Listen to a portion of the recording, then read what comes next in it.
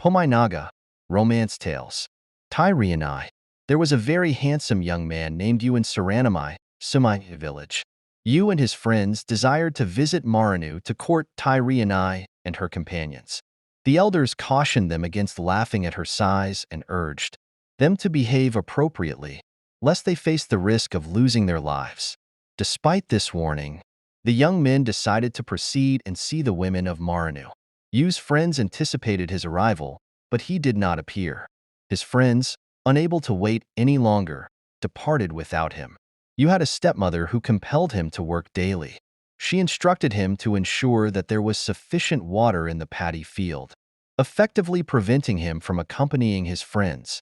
In reality, she had intentionally created a hole in the paddy field bank the previous day to allow the water to drain. Yu diligently plugged the hole in the paddy field, completed his assigned task, and then hurried to join his friends. Upon reaching Hrünü, Yu successfully joined his friends in courting the women of Hrünü, including Tai Reinai. The women of Hrünü were captivated by his handsomeness, and each vied to hold and carry him. He was passed from one woman to another in the women's morung as they engaged in courtship rituals. In the evening, the young men and women sang romantic songs and expressed their affection for one another. Eventually, Yu, on behalf of the group, requested the women to reveal Tai Reinai to them.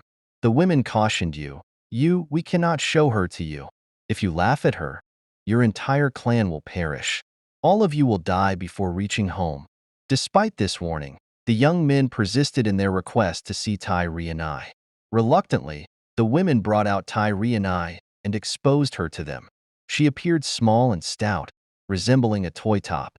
As Tai Reinai turned, the boys erupted into spontaneous and unanimous laughter. One of the girls swiftly covered Yu's mouth with her palm to prevent him from laughing. As he was considered the most handsome among them, Tai Reinai, enraged by their laughter, cursed them. May all the Zhamai boys who laughed at me vomit blood, cough blood, and die as soon as they cross the village gate.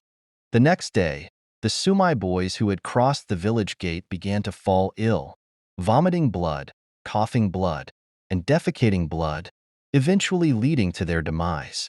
Only Yu, who had been spared from laughing due to the girl covering his mouth, survived the sickness and reached home. Upon his return, Yu, in accordance with the customs of the time, was required to offer sacrifices to appease Tai Reinai's curse. He offered 7 different types of sacrifices, including bulls, pigs, and cocks. Only after these sacrifices did he begin to regain his health of mind and body. The rest of the boys who had visited and laughed at Tai Reinai perished on the spot.